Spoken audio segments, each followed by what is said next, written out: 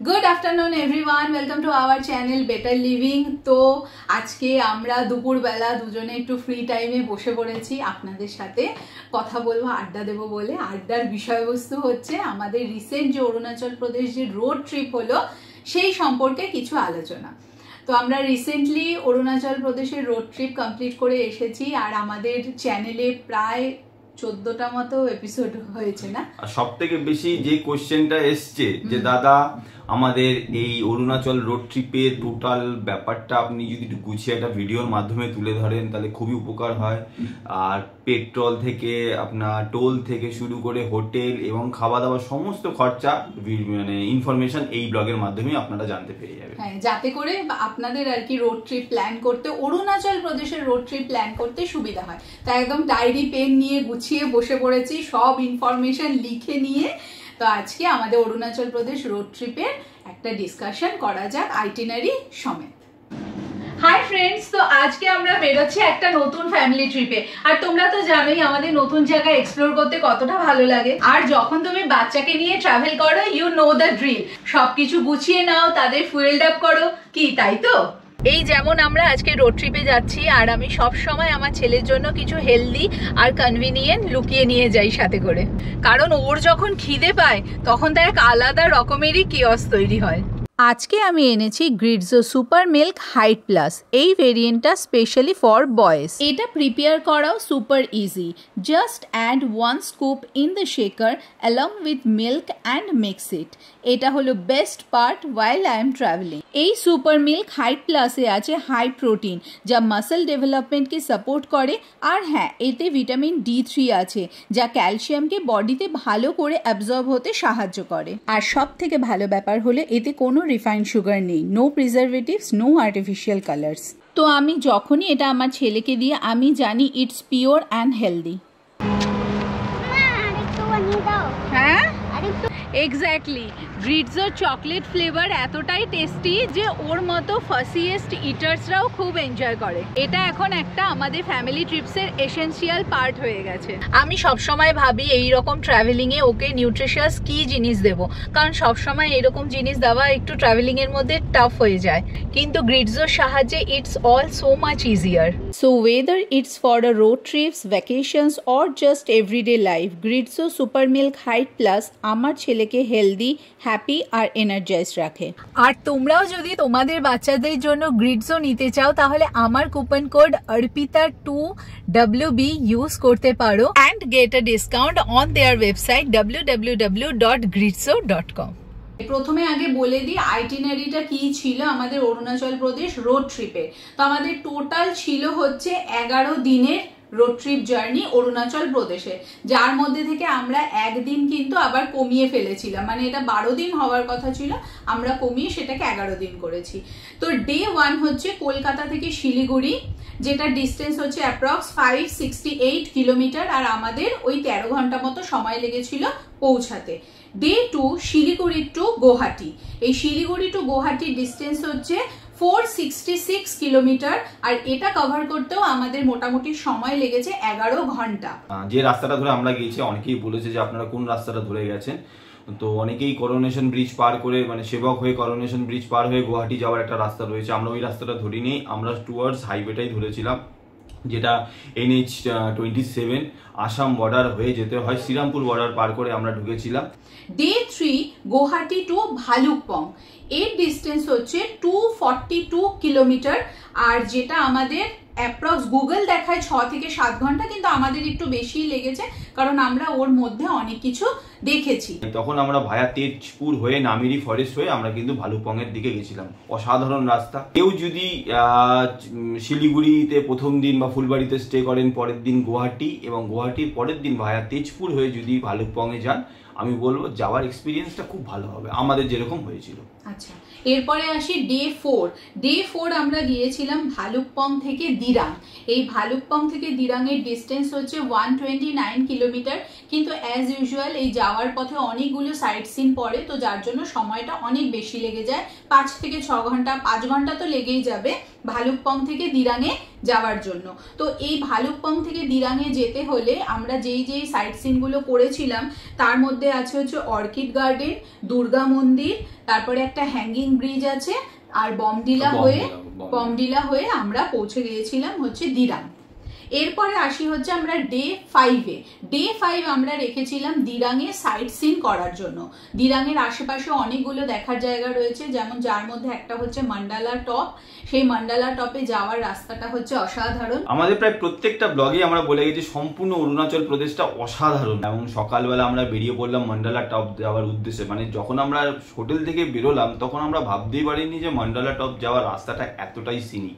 Apple garden ছিল, plus রাস্তাটাও সরু, আর যখন রাস্তা দিয়ে আস্তে আস্তে এগোচ্ছি মেঘ ভেদ করে উপরের দিকে যাচ্ছি, মানে সাডেনলি যখন আমরা প্রায় 6,500 ছিলাম, আমরা যখন 10,000 গিয়ে পৌঁছালাম এর অনুভূতিটাও ভালো। আবার ওখানে গিয়ে আমাদের একটুখানি অসুবিধাই হলো, কারণ কিছু ঘন্টার মধ্যেই সোহান অনেকটাই ছোট, তো ওর ক্ষেত্রে একটু অসুবিধা হয়ে গেছিল কি ও 6,500 থেকে ডাইরেক্ট কি 1 ঘন্টার মধ্যে বা 2 ঘন্টার মধ্যে আমরা প্রায় অনেকটা হাইট অল্টিটিউড গেইন করে ফেলেছিলাম।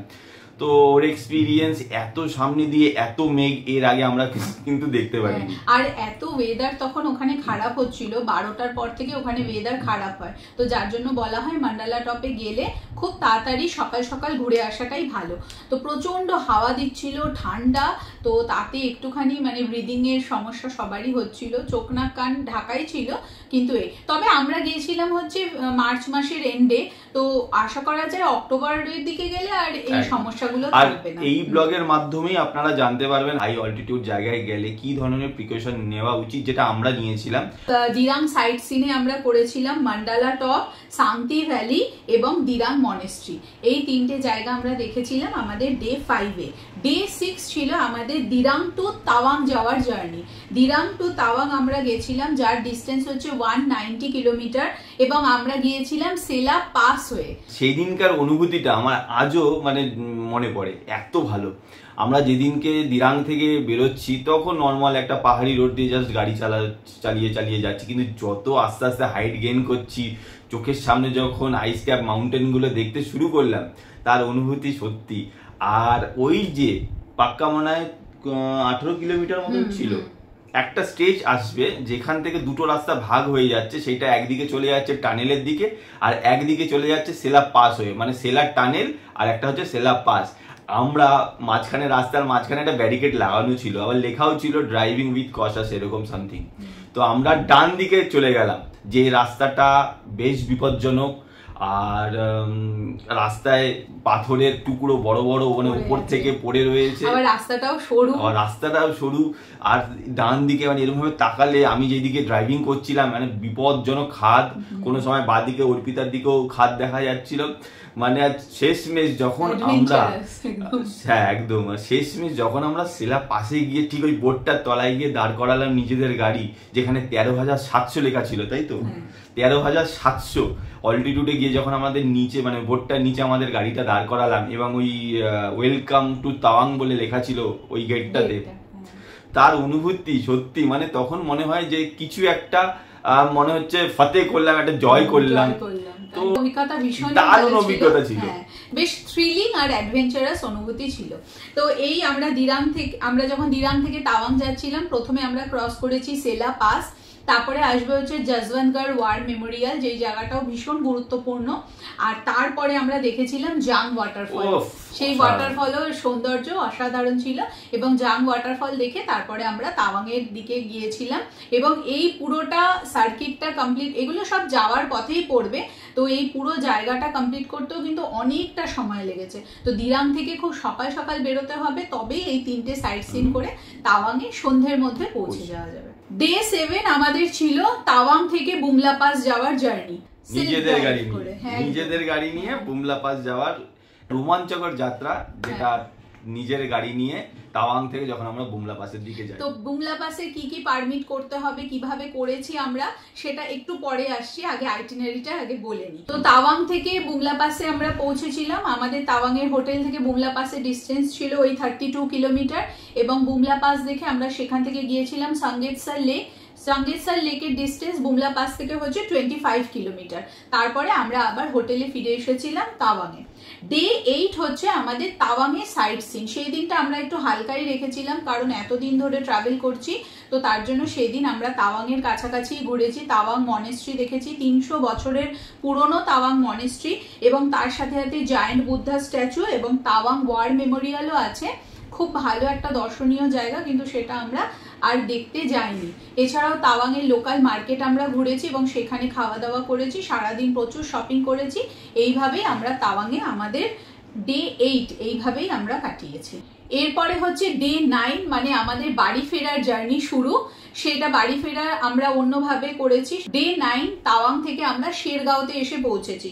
সেটাও খুব সুন্দর, 267 কিলোমিটারের জার্নি ছিল, 267 কিলোমিটারের জার্নি। আর আমরা শেরগাঁওতে এসে স্টে নিয়েছিলাম ডে 9-এ। ডে 10 ছিল শেরগাঁও টু আলিপুরদুয়ার। এই স্ট্রেচটাও অনেকটা লম্বা ছিল, প্রায় 420 কিলোমিটার, 420 কিলোমিটারের ছিল এই জার্নিটা, আর অনেকক্ষণ সময় লেগেছিল। অ্যান্ড ডে 11 এটা আমরা করেছিলাম আলিপুরদুয়ার টু আমাদের বাড়ি কলকাতা, যার ডিস্টেন্স হচ্ছে 740 কিলোমিটার। এটাও একটা অনেকটা বেশি কিলোমিটারের জার্নি। আমরা তো একটু একটা দিন কমিয়ে নেব বলে শেষের 2 দিন একটুখানি বেশি চালিয়ে আমরা চলে এসেছি। আদারওয়াইজ এটা 12 দিন অবধি কমপ্লিট করা যায় এই পুরো অরুণাচল প্রদেশ রোড ট্রিপে। তো এই ছিল আইটিনারি আমাদের অরুণাচল প্রদেশ রোড ট্রিপে। টোটাল 11 দিনে আমরা কমপ্লিট করেছি, আর অলমোস্ট সমস্ত জায়গা আমরা অরুণাচল প্রদেশের ঘুরেছি আমাদের নিজেদের গাড়ি নিয়ে। আমাদের অরুণাচল ট্রিপের সব থেকে আলোচ্য যেটা, মানে সব থেকে কমেন্টে আমরা বেশি পেয়েছি, সেটা হচ্ছে দাদা আইটিনারির সাথে খরচা, তেলের হিসাব, টোল, সমস্ত বিষয় নিয়ে যদি একটা ভিডিও বানান তাহলে আমাদের খুব উপকার হয়। তো আমি বসে পড়েছি এই ডায়েরি নিয়ে, এখানে সমস্ত ডিটেলস লেখা আছে। তো আমি এক এক করে বলি যে টোল, মোটামুটি টোল কত টাকা পড়েছে, আমি একটা অ্যাপ্রক্স আইডিয়া দিচ্ছি, হয়তো 100-200 টাকার এর ডিফারেন্স হবে। কলকাতা থেকে আপ টু ভালুকপং পর্যন্ত আমাদের লেগেছিল এক সাইডে 2700 টাকা। তো মোটামুটি আপ ডাউন মিলিয়ে আমাদের টোটাল 5400 টাকার মতন টোল লেগেছে। টোটাল এই ঘর থেকে বেরিয়ে ঘরে আবার ফিরে আসা পর্যন্ত গাড়ির টোল খরচা হয়েছে আমাদের 5400 টাকা। এরপরে আসি আমাদের গাড়িতে টোটাল অরুণাচল প্রদেশে এই যে 11 দিন বাড়ি থেকে বেরিয়ে বাড়ি থেকে আসা পর্যন্ত আমাদের গাড়ির টোটাল ফুয়েল কস্ট কত পড়লো। তো আমাদের গাড়ি টোটাল ফুয়েল কস্ট পড়েছে 22,404 টাকা, টু বি স্পেসিফিক যদি আমি বলি। তো আরেকবার রেটটা বলে দিচ্ছি, 22,404 টাকার আমি তেল ভরেছি। তো এই 22,404 টাকার মধ্যে প্রায় আমি 3500 কিলোমিটার গাড়ি ড্রাইভ করে এসেছি, এবং আমার গাড়িতে যথেষ্ট তেলও ছিল। তারপরেও আমি আমার যেহেতু ফ্যাক্টরি ধুলাগড়ের সাইডে, তো আমি 4-5 বার অলরেডি করে নিয়েছি ওই তেলের মাধ্যমে। টোটাল আমাদের অরুণাচল ট্রিপে খরচা পড়েছে 22,404 টাকা তেলের পেছনে। এরপরে আমাকে অনেকেই বলেছে দাদা আপনার গাড়ির মাইলেজ কেমন পেয়েছেন পাহাড়ের ক্ষেত্রে। আমি মাইলেজ তো সত্যি কথা বলতেও কোনো সময় সেইভাবে দেখিনি, কিন্তু আমাদের ওডোমিটারে যেটা দেখিয়েছে 11 থেকে 12 মতন আমি পাহাড়ে মাইলেজ পেয়েছি। আর আমি কিন্তু চেষ্টা করেছি যেখানেই পেরেছি XP 95 অথবা পাওয়ার পেট্রোল ভরাতে। তো এই পেট্রোলটা ভরিয়ে আমি দেখেছি পাহাড়ে মাইলেজটাও যেরকম বেড়েছে, প্লাস গাড়ির কিন্তু পারফরমেন্সও ভালো পেয়েছি। তো আপনারাও চেষ্টা করবেন যদি নিজের গাড়িকে ভালো রাখতে চান, তাহলে XP 95 এবং পাওয়ার পেট্রোলটা ভরালে গাড়ির পারফরমেন্স কিন্তু খুব ভালো হয়। স্পেশালি পাহাড়ে কিন্তু খুব ভালো পাওয়ার পাবেন এই তেলটা ভরালে। এবার আসি আমাদের হোটেল খরচা নিয়ে। আমাদের হোটেল খরচাতে মোটামুটি আমাদের যেহেতু 11 দিনের ট্রিপ ছিল, তো আমরা মোটামুটি 10 দিন মানে 10 রাত্রি হোটেলেই কাটিয়েছি, ডিফারেন্ট হোটেলে। সেটা শিলিগুড়ি ফুলবাড়ি থেকে আপ টু তাওয়াং পর্যন্ত। তো আমাদের টোটাল খরচা পড়েছে 23,300 টাকা মতন। তো অ্যাভারেজ যদি ধরে নিই আমাদের পার হোটেল খরচা ওই 2,300 টাকা মতন। তো মোটামুটি একটা অ্যাভারেজ ভালো হোটেল নিতে গেলে আজকের ডেটে 2,500 টাকা মোটামুটি আপনি পকেটে রেখেই চলুন। তো আমাদের এই 11 দিনের ট্রিপে টোটাল হোটেল খরচা আমরা করেছি 23,300 টাকা। আর আমরা যেই হোটেলগুলো ছিলাম তার নাম এবং ফোন নাম্বার স্ক্রিনে দিয়ে দিচ্ছি, যদি আপনাদের প্রয়োজন হয় সেগুলো বুক করতে পারেন। আমাদের মানে যে এক্সপিরিয়েন্স সেটা তো খুবই ভালো ছিল। আর একটা যেটা হোটেলের সাথে সাথে যেটা আমাদের অনেক কমেন্ট এসেছে যে ফুড, আমরা যেহেতু বারবার আমাদের ব্লগে বলে এসেছি অরুণাচলের ক্ষেত্রে ফুড কস্ট কিন্তু বেশ হাই। কারণ তাওয়াংয়ে আমরা একটা আটা রুটি খেয়েছিলাম পার পিস হিসাবে 30 টাকা। তো আপনাদের আমি একটা অ্যাভারেজ আইডিয়া দিতে পারি, আমাদের 3 জনের ক্ষেত্রে মানে হাজব্যান্ড ওয়াইফ আর একটা বাচ্চা গেলে পার ডে আপনাদের মোটামুটি 2,000 টাকা ধরে রাখুন। মানে তার মধ্যে ব্রেকফাস্ট, লাঞ্চ থেকে ডিনার। তো এই 1800 থেকে হ্যাঁ মিনিমাম 1800 থেকে 2000 টাকা আপনারা ধরে রাখুন, কারণ অরুণাচলে কিন্তু ফুড কস্ট বেশ হাই। এরপরে সব থেকে মানে বেশি কোশ্চেন যেটা নিয়ে পেয়েছি সেটা হচ্ছে, দাদা আপনি পারমিট কোথা থেকে জোগাড় করলেন বুমলা পাসে যাওয়ার জন্য? তো আমরা বুমলা পাসে যাওয়ার জন্য যেখান থেকে পারমিট জোগাড় করেছি সেটা ব্লগের মাধ্যমে অলরেডি জানিয়েছি, এবং এই কারণেই কিন্তু আমরা স্পেসিফিক একটা হোটেল চুজ করেছিলাম, তার নাম ছিল হোটেল ভিভিড তাওয়াং। অনেক পরিচিতির মাধ্যমেই হোটেলটা পাওয়া, কারণ ওই হোটেলটাই একমাত্র, আমি বলবো না একমাত্র, ওই হোটেলটাই আমাদের মাত্র 500 টাকার বিনিময়ে বুমলা পাস যাওয়ার পারমিট করতে করে দিয়েছিল। আমরা যেদিনকে দিরাং ছেড়ে তাওয়াংয়ে যাব সেদিনকে রাত্রেই আমরা দিরাং থেকেই হোটেলে ফোন করে বলে দিলাম, আর সমস্ত ডিটেলস, তার মধ্যে ড্রাইভিং লাইসেন্স, আরসি আর ইন্স্যুরেন্স আর আমাদের 3 জনের আধার কার্ড দিয়ে দিলাম বাই ফোনে হোয়াটসঅ্যাপের মাধ্যমে। উনি বললো যে আমি রেডি করে রাখবো, আপনি আসুন আমাদের কাছ থেকে সকাল 7টা থেকে 8টার মধ্যে আপনি কালেক্ট করে নিয়ে নেবেন। তো আমি গেলাম, সকালবেলা আপনারা দেখলেন ব্লগের মাধ্যমে বুমলা পাসের পারমিটটা হাতে পেয়ে গেছি। মোটামুটি 9টা নাগাদ বেরিয়ে পড়লাম বুমলা পাস যাওয়ার উদ্দেশ্যে। সে এক অসাধারণ অভিজ্ঞতা, আমাদের জীবনে সারা জীবন মনে থাকবে। এক্ষেত্রে একটা বিষয় বলে রাখি যে বুমলা পাসের পারমিট হচ্ছে লোকাল যে ডিসি অফিস রয়েছে, তাওয়াংয়ের যে ডিসি অফিস, সেখান থেকেই দেওয়া হয়। তো সেখানে গিয়েও বানানো যায়, তো তার জন্য একটুখানি মানে সময় সাপেক্ষ একটা ব্যাপার তো থাকেই। সকালবেলা যেতে হবে, পারমিট বানাতে হবে, তারপর সেই পারমিটটা নিয়ে আমাদের বুমলা পাসে যেতে হবে। আর যেদিনের পারমিট কিন্তু সেদিনই বানানো হয়। তো এই ক্ষেত্রে আমাদের ওই হোটেলটা ভীষণ হেল্প করেছে। আর ওই হোটেলটা নেওয়ার কারণই হচ্ছে যে বুমলা পাসের পারমিট বানিয়ে দেওয়ার জন্য। বুমলা পাস জয় করার এইটুপি 15,200 বুমলা পাস, দারুণ। এখানে লেখাও আছে বুমলা পাস, মানে একটা আলাদাই মনে হবে যে একটা জয় করে ফিরলাম। এই টুপিটা আপনি বুমলা পাসেই পেয়ে যাবেন। ওখানে একটা ক্যাফেটেরিয়া আছে, ওখানে নট অনলি এই ধরনের টুপি, আরো অনেক ধরনের সুভিনিয়ার, সব মানে সুভিনিয়ার আপনারা বাড়ির জন্য কালেক্ট করতে পারেন। তো দারুণ লাগবে। ওই ড্রাইভিংটা অসাধারণ লাগবে। আরেকটা বিষয় হচ্ছে যে অরুণাচল প্রদেশে এন্টার করতে গেলেও একটা আইএলপি প্রয়োজন হয়। আইএলপি ছাড়া অরুণাচল প্রদেশে এন্টার করা যায় না, এবং ভালুকপং থেকেই হচ্ছে সেটা চেক করা হয়, সেটাই হচ্ছে চেকপোস্ট। তো আমরা আইএলপি বার করেছিলাম অফলাইন, অনলাইনও করা যায় ই আইএলপি, আবার অফলাইনের মাধ্যমেও করা যায়। অফলাইনে যার মাধ্যমে করেছি সেই নাম্বারটা স্ক্রিনের নিচে দিয়ে যাচ্ছে, আপনারা এখানে ফোন করে, এটা একটা জাস্ট ভালুকপংয়ে ঢোকার কিছু দোকান আপনারা পাবেন যেখানে প্রিন্ট আউট জেরক্স হয়, ওই ছেলেরাই করে দেয়। ওখানে 50 টাকা পার হেড ওরা এক্সট্রা চার্জ করে। এমনি আইএলপির কস্টিং হচ্ছে 14 দিনের জন্য 150 টাকা। তো 150 আর 50 মানে পার পার্সন 200 টাকা করে লাগে। আমি ওই পার পার্সন 200 টাকা করেই দিয়েছি। যেহেতু সোহান 12 বছরের নিচে, সেক্ষেত্রে বাচ্চাদের করতে হয় না, মানে বাচ্চাদের টাকাটা লাগে না। বাবা মার হলেই বাচ্চারা এন্ট্রি করতে পারবে অরুণাচল প্রদেশে। অনলাইনের ক্ষেত্রে বা চার্জটাও কিন্তু বেশি, অনলাইনের ক্ষেত্রে আপনার 500 রুপিস করে পড়বে, কিন্তু ওই অনেকেই ওই লাইনে দাঁড়িয়ে বা কিছুটা সময় চলে যাবে, এই কারণে আমি বলবো অনলাইনই করে আসুন। যদি হাতে সময় বা পরিচিত লোক থাকে, তাহলে যে নাম্বারটা যাচ্ছে ওই নাম্বারে যদি ভাবেন যে বিশ্বস্ত, তাহলেই ফোন করে ওদের সাথে কাজ করেন, আর অথবা দরকার নেই, নাহলে অনলাইনে করে নেওয়াটাই ভালো।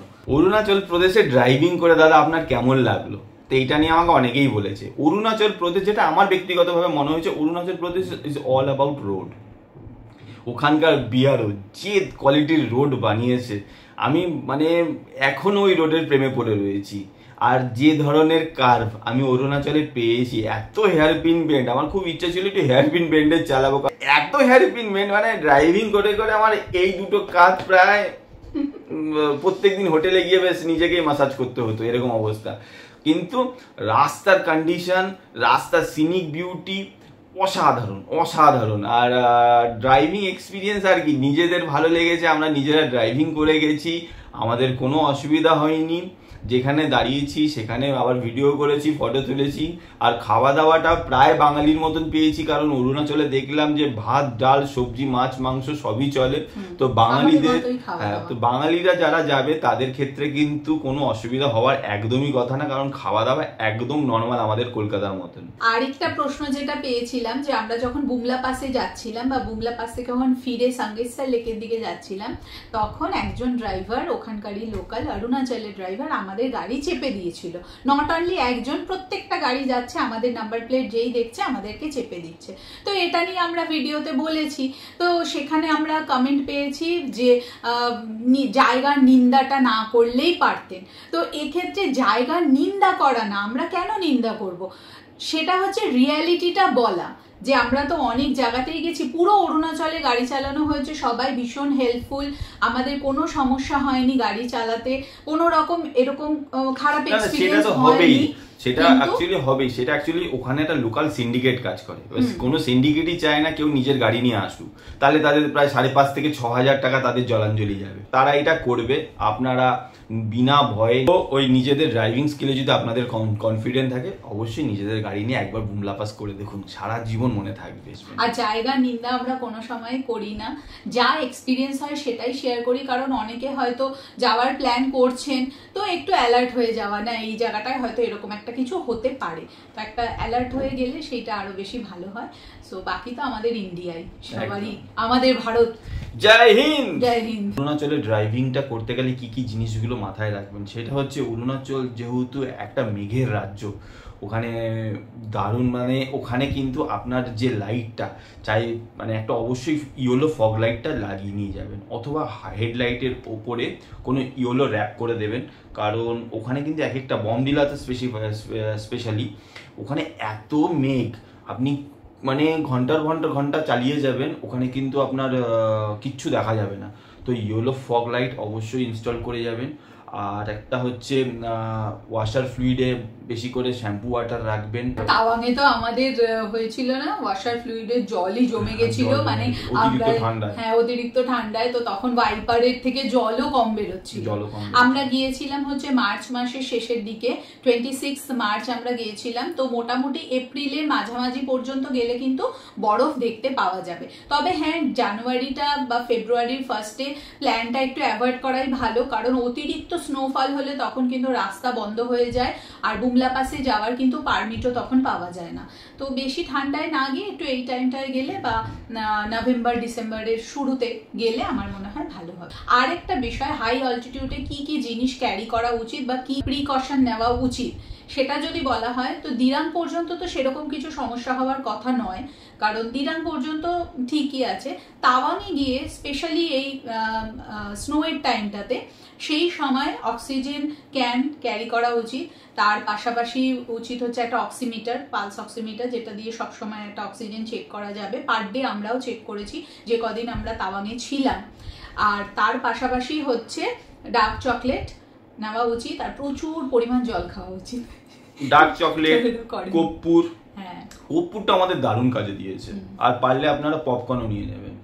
সেলা পাসে ওঠার সময়, বুমলা পাসে যাওয়ার সময়, সাঙ্গেতসার লেকে যাওয়ার সময় আমরা প্রচুর কর্পূর ইনহেল করেছি, যাতে করে আমাদের মাথা যন্ত্রণা, হাই অল্টিটিউডে যে প্রবলেমগুলো হয় আর কি, মাথা যন্ত্রণা বা শ্বাসকষ্ট, এইগুলো থেকে আমরা রিলিফ পাই। শুরুতেই বললাম না, আমরা সবকিছু ভালোর মধ্যে কিছু খারাপও করেছি, সেই জিনিসটা আমি অবশ্যই বলবো। হাই অল্টিটিউডে গিয়ে যেটা করবেন না, আমরা যেদিনকে সকালবেলা তাওয়াং থেকে বুমলা পাসের উদ্দেশ্যে বেরোলাম, আমরা সকালবেলা কি করলাম, যে সকালবেলা পরোটা খেয়ে নিলাম। আর ওই খাওয়ার পর থেকে যত আমি হাই অল্টিটিউডে নিজে গাড়ি চালিয়ে যাচ্ছি, অ্যাসিডিটি এমনভাবে বাড়ছে, সেইটা কি আবার মাথায় যাচ্ছে, মাথা ঝিমঝিম শুরু করে দিয়েছে। এইদিকে হাই অল্টিটিউড, মানে চেষ্টা করবেন একদম মিনিমাম লাইট খাবার। না, মেইন ব্যাপারটা কি হয়েছে, হ্যাঁ মেইন ব্যাপারটা কি হয়েছে না, যে হয়তো পরোটা সবার ক্ষেত্রে এই মানে যে হবে এরকম কোনো ব্যাপার নেই, রুটিটাই হয়তো, তেলে ভাজাটা আমি বলছি, স্পেশালি তেলে ভাজাটা না খাওয়াই ভালো, রুটি খাওয়াটাই হয়তো বেস্ট, যেটা একটু হালকা হবে। কিন্তু সেই সময় না আমাদের ওই হোটেলে অপশন ছিল না, না হলে হয়তো দেরি হয়ে যাবে, বা আমরা আগের দিন বলে দিইনি যে আমাদের জন্য একটু রুটি করে রাখবেন, ওটাই আমাদের ভুল হয়েছে। তো আর হাই অল্টিটিউডে খাবার খুব কমে যায়, খাবার পরিমাণ, মানে এই জায়গায় এসে যা আমরা খেতে পারি, যদি দুটো পরোটা হয় ওখানে গিয়ে একটা হবে, খাবার অটোমেটিক। তো তেলে ভাজাটা অ্যাভয়েড করবেন। তো এই ছিল আমাদের অরুণাচল প্রদেশ রোড ট্রিপের একটা সামারি। আমরা যতটা সম্ভব আমরা ইনফরমেশন দেওয়ার চেষ্টা করলাম। এরপরেও যদি আপনাদের কিছু ইনফরমেশন প্রয়োজন হয়, কমেন্ট বক্স আপনারা কোয়েশ্চেন করতে পারেন, আমরা যথাসম্ভব উত্তর দিয়ে দেবো। আর কেউ যদি ভাবেন যে অরুণাচল যাবো কিনা, ডেফিনেটলি ঘুরে আসুন, ভীষণ ভালো লাগবে, ভীষণ। আর আমরা দুজনে স্পেশালি, ওর থেকে আমি বেশি অ্যাক্টিভ ইনস্টাগ্রামে, যদি আপনারা আমার সাথে বা অর্পিতার সাথে ইনস্টাগ্রামে অ্যাড হতে চান, ইনস্টাগ্রামের ডেসক্রিপশন বক্সে আমাদের লিংক দেওয়া আছে। আমি যাবতীয় কোনো কোশ্চেন থাকলে ইনস্টাগ্রাম আপনাদের জন্য খোলা অপশন, মেসেজ করুন, আমি তৎক্ষণাৎ চেষ্টা করব আপনাদের রিপ্লাই দেওয়ার। ব্যাস, তো এই সবাই খুব ভালো থাকবেন, সুস্থ থাকবেন। আর পারিপার্শ্বিক যা অবস্থা চলছে সেটা তো আমরা সবকিছুই জানি, নিত্য নতুন প্রত্যেক দিনই একটা নতুন নতুন ঘটনা, নতুন নতুন ইনফরমেশন। তো এইসবের মাঝে কারোরই হয়তো মন ভালো নেই, আমাদেরও এখন স্পেশালি কোথাও ঘুরতে যেতে ইচ্ছা করছে না, সামার ভ্যাকেশন চলছে এখন, কিন্তু তাও কোথাও বেরোতে ইচ্ছা করছে না। এই পারিপার্শ্বিক যে একটা ভারী তার মধ্যেও ভালো থাকতে হবে, তার মধ্যে নিজেদের ভালো রাখতে হবে, ভালো খেতে হবে, নিজেকে ব্যায়ামের মধ্যে রাখতে হবে, আর কি, আর সাথে বেটার লিভিং কে রাখতে হবে। তো দেখা হচ্ছে আর একটা নতুন কিছু ব্লগ নিয়ে। এরপরে হয়তো ঘোরার ব্লগ আসবে না, আমাদের সাধারণ ডেলিকার লাইফস্টাইলের উপরে ভিডিও গুলো আসবে। ভিডিও তো দিতেই হবে, নালে তো কানেকশনটা থেমে যাবে। তো তার জন্য ভিডিও আপলোড তো হবে। তো বেটার লিভিং পর্দায় চোখ রাখবেন। আর কি, আজকের এই ভিডিওটা এই পর্যন্তই রাখছি। সবাই খুব ভালো থাকবেন, সুস্থ থাকবেন। So take care and by.